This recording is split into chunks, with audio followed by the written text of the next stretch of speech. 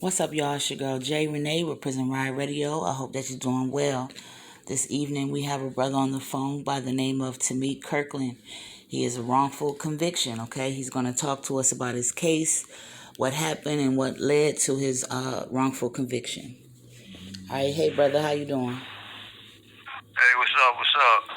You know, one day at a time. I appreciate you for working with us so that we could speak with you to bring some light to what's going on with you. Yeah, thank you for having me on Oh, and yeah. letting me use your platform to speak. Yeah, for sure. So let's jump right into it. Tell the people a little bit about yourself and where you're from. My name's Tamik Kirkland. I was born in Brooklyn, New York, but I grew up in Springfield, Massachusetts. You know, I'm 36 years old now. You know, I've been down for about 13 years on this case right here. I'm fighting for my life. Yeah, definitely, for sure. So, being down 13, especially under these circumstances, how do you stay motivated and pushing through day to day? And I just stay in the law library, working out, and just fighting. That's it. Just keep finding cases and building hope. All right, for sure. So let's go on and talk about it, bruh. Tell us what led to this wrongful conviction. What happened? All right. All right. So I'm gonna really just say straight on that because my case is like so complex. But I'm build with the as far as the wrongful conviction is started. I'm gonna start right from the photo array from the that the police showed the witness. The witness is one witness on my case. There's one witness on my case, and he's a barber, and he described the shooter as a black male with braids. So they showed him a photo array of 8 black males and only one with braids, which was me. So that's like what led to him identifying me. That's like really called like a suggestive photo array, where like basically he picked me, and I was the one that the police sought for him to pick. I was their suspect in this case because of something that was going on in my area with my mom getting shot a week before. Okay. So that's how that started, and then they showed him an old picture with me with braids. But at the time of the shooting, I actually didn't even have braids. So that's a whole nother part of it. Where at trial I was trying to show pictures of me pictures of me from a week before the shooting with waves in my hair, basically. Right. And my own lawyers, they didn't even let me show the pictures. So it's like it was like crazy. And with the identification part, so when he did pick my pictures out of the 8 photos, he like put 4 to the side, and then like 4 to the side to look at again. Then after those 4, he put 2 to the side to look at again. And when he got to my picture and another picture, he said it mainly looked like number 7, and that's like the quote. And that's like I got it on the website freekirkland.com, so people can like see it. If you click on identification protocol, you can see it. Yeah. Okay, so what was going on with your lawyers team? It sounds like they weren't efficient. What was going on with that?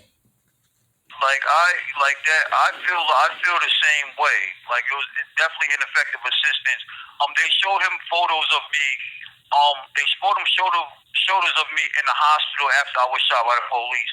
So they showed him the photos of me from the day after the shooting, and then my booking photos, which was the mugshots, which they took a week after the shooting. And all of those pictures, I didn't have braids either. But the DA argued in his closing argument that like I got a haircut in the hospital. So basically, so what makes it even more crazy is that once they knew that my mugshot and all that, I didn't have braids in it. They had 2 police officers and a civilian lie and say that I had cornrows in my hair on the day of the shooting. Wow. So they had these people lie and say that I had cornrows in my hair the day of the shooting to make me match the description of the shooter. And then the DA argued like I got a haircut in the hospital. Like that was a part of his argument, to the jury. Like it It's crazy. So that's like one of the big issues on my appeal right now that I'm back in court on right now because of that. Okay. And your Because counsel didn't offer anything to counter that? Like what was no, your just the pictures of me after. So I fought with them. So I'm trying to get these pictures in. So when they were refusing to call the witnesses that I need called and were refusing to present the pictures to the jury, I refused to even go back out after the judge like we rested for a second recess. I refused to go back in the courtroom and everything. Like I had to fight with them all the way through, and to the point that I ended up asking the judge. Like I objected to my lawyers not doing it and asked the judge to do it, but she really couldn't she couldn't help me basically, or she's saying she couldn't help me with it. So I feel the jury had never seen these pictures. So those pictures are on the website too. So if you could look at it's April 22nd photos and April 10th photos.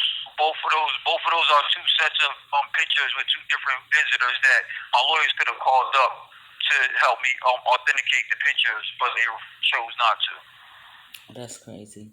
Now I know you said that you were in the hospital recovering from a gunshot wound from the police. Tell us more about that. All right, so I was incarcerated already. I was incarcerated, and then I got the news that my mother was shot. So when she was shot, I left the prison that I was in. It was a minimum, so it was a walk away. I left the prison, so I was on escape status. So so while I was on escape status, the shooting happened in the area that I grew up in the same neighborhood that I grew up in. So when the barbershop shooting happened, actually, I was in the neighborhood still. So when I see like what was going on, I was trying to get away from the area that I was in because I found, it was a lot of activity, and they seen me. So I ended up jumping. I know they was watching like the cars trying to see, so I jumped in the trunk of a car trying to get through, and they seen it. So all I know, I don't know that they seen it though. So all I know is that like the car is stopped, and they just ran and popped the trunk and just started shooting, and I shot back, and I hit at least one of the officers, but they convicted me of shooting two officers, and the one that shot me, he said he got shot, but like during my trial, we find out that he didn't even get shot. Like the bullet, he never had a bullet through his. Like it was like a whole bunch with that, but they act like I jumped out from the trunk shooting.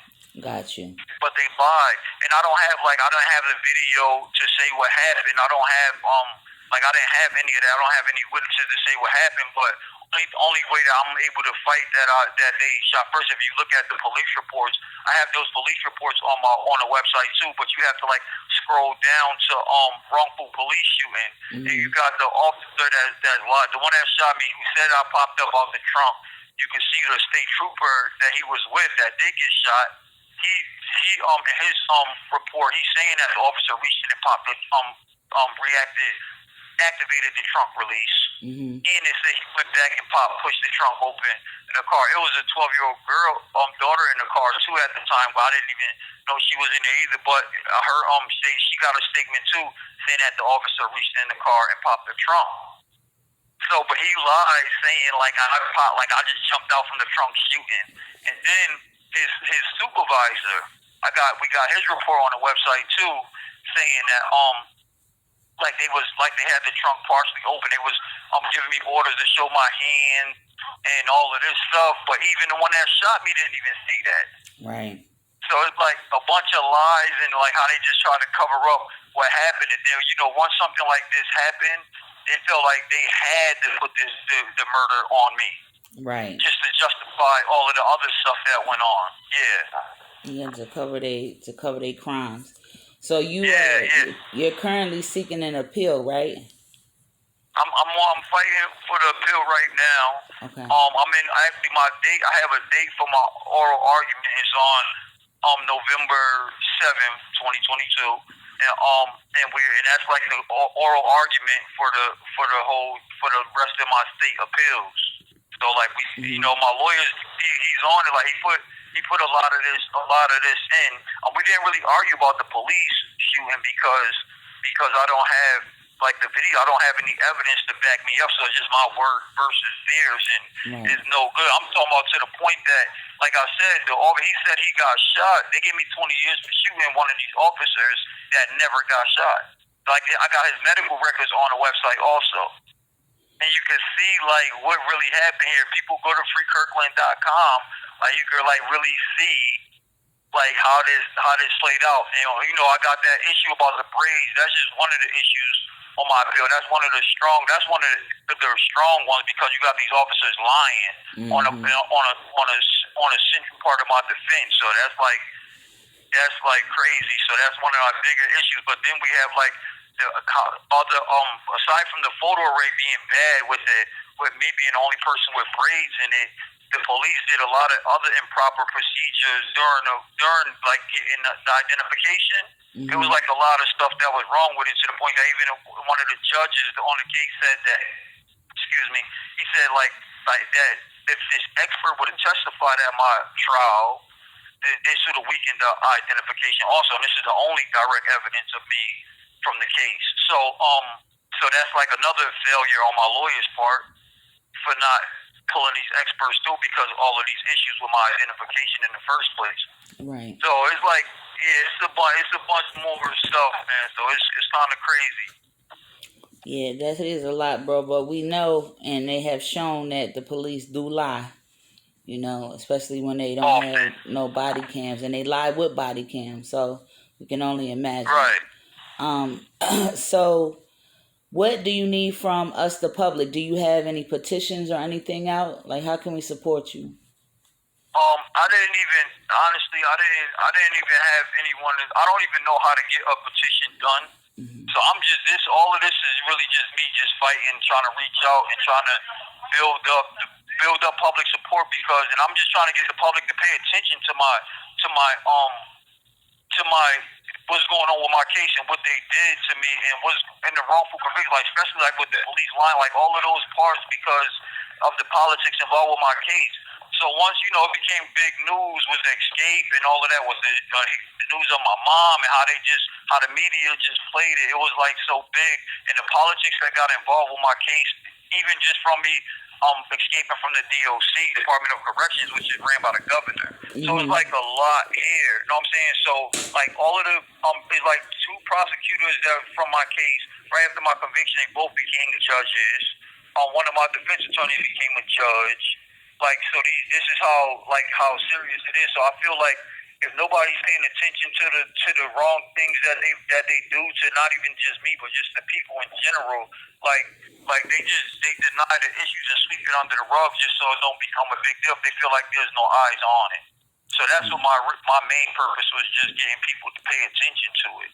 So like even like when I go to trial, it's gonna be on my appeal is gonna be on like this website through schools, Suffolk University, SJC. So it's like when they show they show things like that. I'm gonna post it on my Facebook and Instagram account. Facebook with just my name, Tamik Kirkland, and Instagram is Not Guilty for Real, and that's the number 4. But I'm gonna post. I just want people to pay attention and support it, and just show support by watching or paying attention to it, so they just see that it's numbers on it. And I need people to speak if when they see what, like my lawyer, how he argued this, and they see what's going on, and they could just help me build the platform or use whatever platform, so I could just shine a light on the injustices. That's all, because that's the only thing that's gonna make them do the right thing. Other than that, they don't really do the right thing unless they see that people paying attention. For sure, no, that's the truth. So tell people your social media stuff again so they can plug in with you. Alright, so Facebook is Tamik Kirkland. That's TamikKirkland. And on Instagram is Not Guilty for Real. It's at Not Guilty for Real. That's the number 4 though. And on Twitter, I don't really be on it like that, but I do have one. It's I'm not on any of them, but it's _ Not Guilty for Real again with the number 4.